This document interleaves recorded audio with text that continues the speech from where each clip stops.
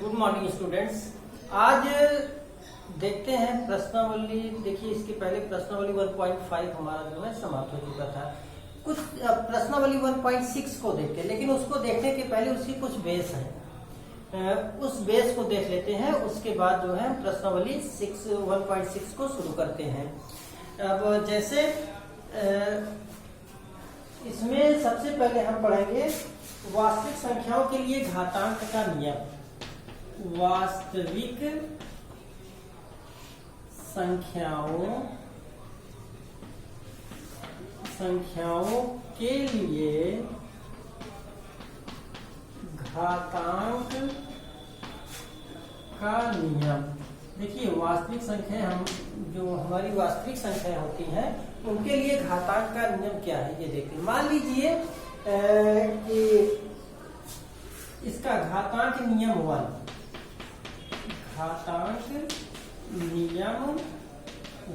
ये घातांक नियम 1। इसमें हम देखते हैं यदि a वास्तविक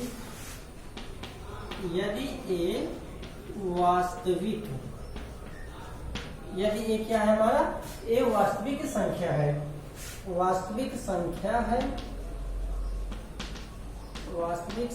है तथा यम और यन क्या है, धन पूर्णांक है। यन हमारे क्या है, धन पूर्णांक है। ये घातांक नियम 1 में सबसे पहले देखते हैं। घातांक नंबर 1 में देखिए, मान लेते हैं ए हमारा क्या है, एक वास्तविक संख्या है। ए वास्तविक संख्या है तथा यम और यन ये धन पूर्णांक है। यम और यन ये धन पूर्णांक है। तो इसके लिए देखिए, यदि ए पावर यम इंटू ए पावर यन है, ए पावर यम इंटू ए पावर यन, ये होगा ए की पावर यम प्लस यन। देखिए यहाँ पर देखिए, ए और ये इन दोनों में देखिए, ये घात दोनों में अगर देखा जाए तो इसके बेस हमारे इक्वल है। बेस इक्वल है, यहाँ पर भी ए है, यहाँ पर भी ए है, दोनों इक्वल है। और तब ऐसी दशा में जब बेस इक्वल रहे और गुणा किया जाए, बेस इक्वल रहे और गुणा किया जाए तो घातें, जो हमारी घातें होती हैं, ये जुड़ जाती हैं। यहाँ पर बेस ए है, यहाँ पर भी बेस ए है, इसका पावर यम और यन है और दोनों का आपस में गुणा किया गया है, तो ये हो जाएगा ए की पावर यम प्लस यन। ये घातांक नियम 1 था। अब उसके बाद जो है देखिए, अगर इसी का व्यापक रूप देखा जाए, इसी का अगर व्यापक रूप देखें, तो व्यापक रूप जैसे ए की पावर यम इंटू ए की पावर यन इंटू ए की पावर पी इंटू ए की पावर क्यू इंटू डॉट। अगर ये ऐसा है तो इसको हम क्या लिख सकते हैं, ए की power m plus n plus p plus q plus dot. ये क्या है, इसका व्यापक रूप है। घातांक नियम 1 का व्यापक रूप ये है। कहने का मतलब ये हुआ, बेस इक्वल रहे और उसको जितनी बार मल्टीप्लाई किया रहेगा उतनी बार उसकी जो भी घात रहेंगी उनको हम क्या करेंगे, ऐड कर देंगे। जैसे ए की पावर देखिए, एक है, सभी में बेस यहाँ पर क्या है, इक्वल है और सभी को क्या किया गया है, मल्टीप्लाई किया गया है। और तब इसके इस दशा में हम क्या करेंगे, इनके घातों को आपस में हम ऐड कर देंगे, जोड़ देंगे। वही यहाँ पर किया गया है। इसके अगर ए की पावर यन होता तो यहाँ पर आगे क्या करेगा, प्लस यन लिख देते, मतलब इनफाइनेटली हम जो है इसे इस तरह से कर सकते हैं। अब इसका जो घातांक नियम 2 है, देखिए, सब में हमारा ए क्या रहेगा, वास्तविक संख्या रहेगा। यम और यन क्या होंगे, धन पूर्णांक होंगे। देखिए यहाँ पर जो है यम और यन हम घात के रूप में ले रहे हैं। ए हमारा बेस है। अब इसके लिए इसका जो सेकंड है क्या है, ए की power m is divided by a की पावर यन। ये सेकंड है, ए की power n is divided by a की पावर यन। इसको डिवाइड किया जा रहा है। जब डिवाइड करेंगे, देखिए बेस इक्वल रहे उसके बाद डिवाइड किया जाए तो इसके जो घात होते हैं, पावर होते हैं, इंडेक्स जो होता है उसे माइनस कर दिया जाता है। तो ए की पावर ये यम माइनस यन हो जाएगा। ये क्या हो जाएगा, ए की पावर यम माइनस यन। और उसके बाद जो है, ये तो हमारा क्या था, सेकंड था। और देखिए ये इसको हम इस रूप में भी लिख सकते हैं, ए की पावर एम बाई ए की पावर एन। ऐसे ये और ये दोनों सेम है और दोनों के लिए हमारा यही होगा। कब होगा? और इस दशा में यम हमारा ग्रेटर होगा और यम स्मॉलर होगा। अगर ये कंडीशन है तो वहां पर यम इज ग्रेटर देन यम, कहने का मतलब यम बड़ा है और यम छोटा है, ए की पावर यम माइनस यम। लेकिन अगर मान लीजिए हमको यही दे दिया गया है ए की power m is divided by a की पावर यम, तो और क्या कह रहा है? कह रहा है कि यम इज लेस देन यम। यम क्या है हमारा? यम से छोटा है, कहने का मतलब यहाँ पर यन बड़ा है। इस कंडीशन इसमें फर्स्ट वाले में यम बड़ा था, सेकंड वाले में यन बड़ा है, तो इस दशा में भी हमारा इस तरह से लिखा जाएगा 1 बाई ए की पावर यम माइनस यम, सॉरी यन माइनस यम, इस तरह से होगा। ये हमारा कब? जब हमारा ये बनेगा और एक ये बनेगा। ये कब होगा? जब यम बड़ा होगा यम छोटा होगा। ये कब होगा? जब यम छोटा होगा और यन बड़ा होगा। उसके बाद इसका जो थर्ड नियम है, इसके थर्ड नियम को देखते हैं, घातांक नियम 3। घातांक नियम 3 हमारा जो है, देखिए ए की पावर यम होल पावर यन, यहाँ पर क्या है? पावर का भी पावर है, इंडेक्स ऑफ इंडेक्स, ए की पावर यम होल पावर एन। जब ऐसा कंडीशन बनता है तो उस समय हम क्या करते हैं? पावर का जो इंडेक्स होता है उनका आपस में हम मल्टीप्लाई कर देते हैं। इस तरह से ए की power n whole power n is equal to a की पावर एन इंटू एन। इस तरह से जो है ये हमारा क्या होगा? घातांक नियम 3 है। और उसके बाद अब घातांक नियम 4 में देखते हैं। जो हमारा घातांक नियम 4 है उसमें क्या है? यदि मान लीजिए ए बी, क्या है? ए बी का पावर एन है, ए बी का पावर क्या दिया गया है?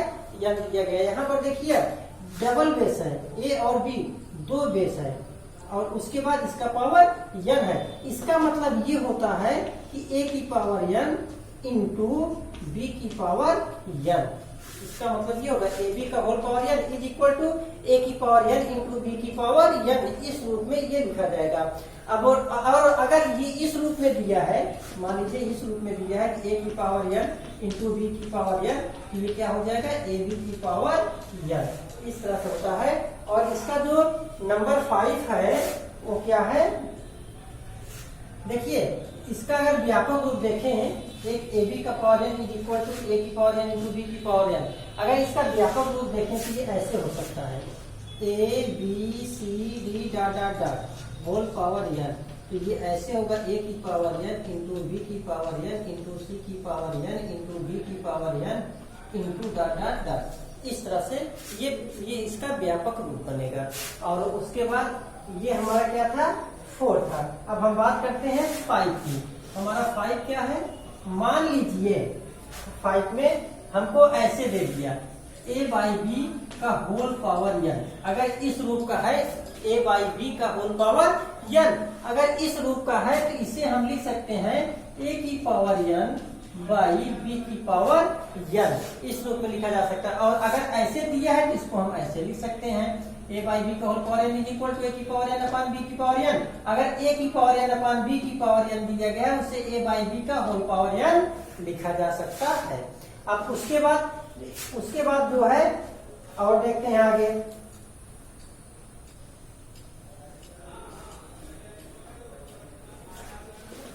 इसके आगे क्या है? जैसे मान लीजिए ए की पावर 0 है, क्या है? ए की पावर 0।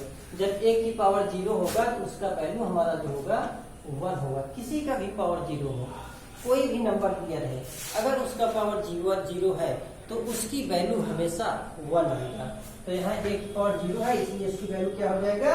1 हो जाएगा। और उसके बाद अगर मान लीजिए ए की पावर n दिया है, ए की पावर n दिया है, तो इसे हम इस तरह से लिख सकते हैं 1 अपान ए की पावर माइनस n। इस तरह से लिख सकते हैं। या ए की पावर माइनस n दिया गया है, इसे हम लिख सकते हैं 1 अपान ए की पावर n। इस तरह से ये लिखा जा सकता है। मतलब यहाँ पर अगर हमारा एक्सपोनेंट इंडेक्स निगेटिव है तो इसे हम पॉजिटिव बनाने के लिए इसका रिसाइप्रोकल लिखेंगे। जैसे a की पावर माइनस n है तो इसको हम 1/a की पावर n लिखेंगे। इस तरह से ये लिखा जाता है। अब उसके बाद जो है, अगर मान लीजिए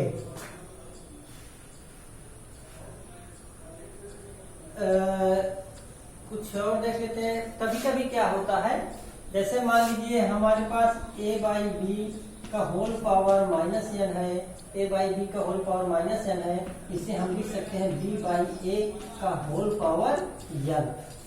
क्यों? जो बेस होता है उसका रिसाइप्रोकल लिखा जाता है, बेस होता है उसका रिसाइप्रोकल लिखकर उसका व्युत्क्रम लिखकर उसकी पावर जो होती है पॉजिटिव कर दी जाती है। जैसे यहाँ पर लिखा है a की पावर माइनस यानी 1/a की पावर n, इसका मतलब क्या हुआ, ये है 1/a का होल पावर n। अब ये a बेस क्या है, a है, a का रिसाइप्रोकल 1/a हुआ और इसका पावर माइनस में था अब प्लस में आ गया पावर n, और इसको हम इस तरह से लिख सकते हैं और इस तरह से लिखा गया है। क्यों?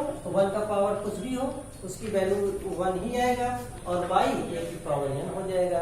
इस तरह से ये हमारे क्या थे, कुछ घातांक के नियम थे और इन्हीं घातांक के नियमों पर अगला एक्सरसाइज हमारा डिपेंड करता है। अगली एक्सरसाइज 1.6 है जो इन घातांक के नियमों पर लागू होता है, उन्हीं के आधार पर ये किया जाएगा।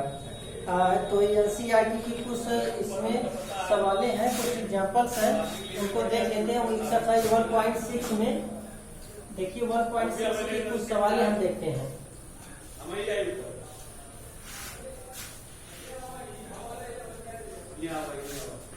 1.6 में मान लीजिए हमारे पास पहले सवाल है ज्ञात कीजिए।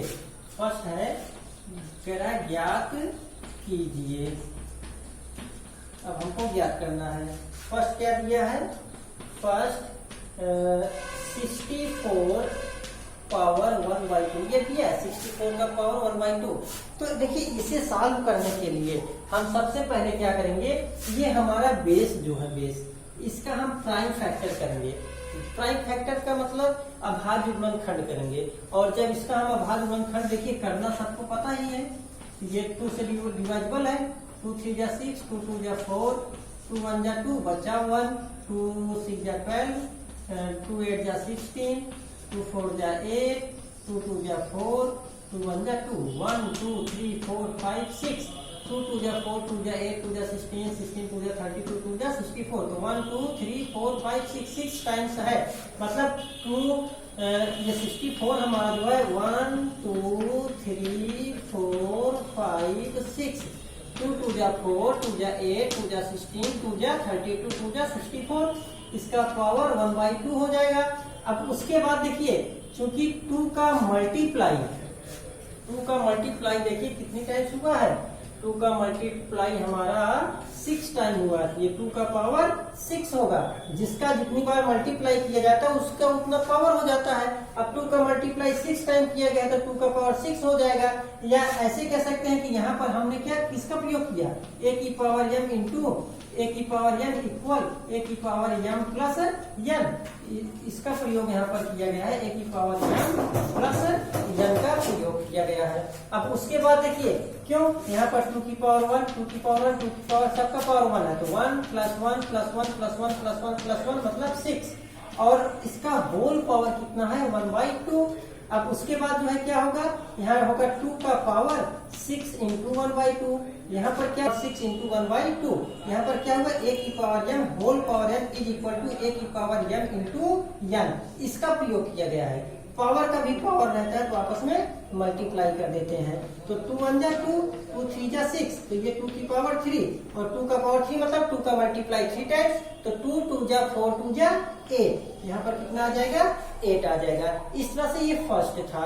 अब उसके बाद अगर हम इसके सेकंड सवाल की बात करें तो यहाँ पर जो है देखते हैं, सेकंड में कह रहा है कि देखिए सेकंड 32 पावर 1/5 है, तो ठीक इसी तरह से ये किया जा सकता है।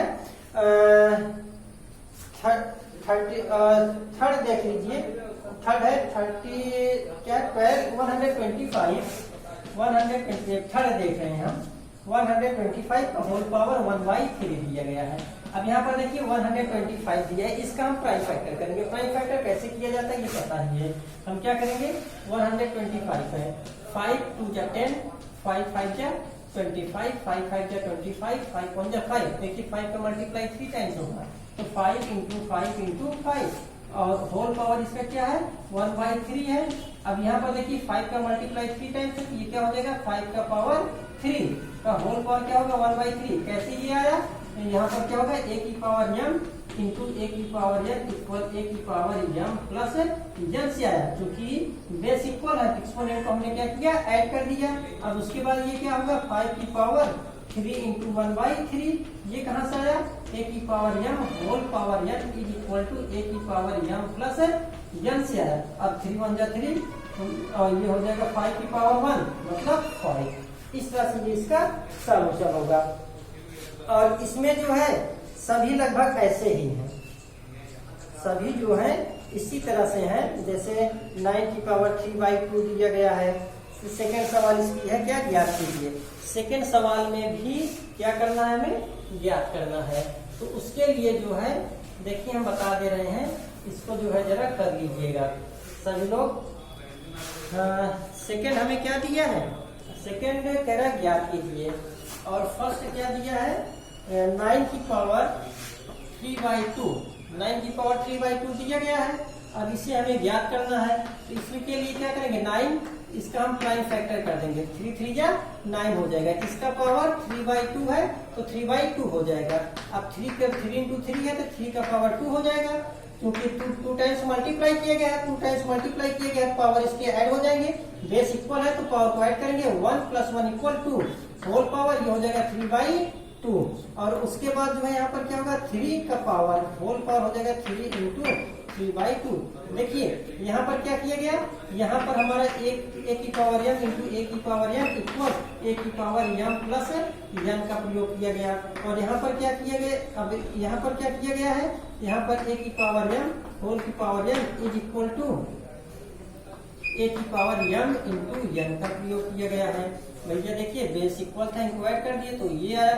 अब यहाँ पर एक्सपोनेंट का भी एक्सपोनेंट है तो इनका आपस में मल्टीप्लाई कर दिया गया। अब इस तरह से जो है क्या हो जाएगा 3 का होल पावर 3 3 जा 9/2, ये हो जाएगा 3 का पावर 9/2 होगा। देखिए आपस में इसका मल्टीप्लाई कर दिया, 3 का पावर 9/2 हो गया।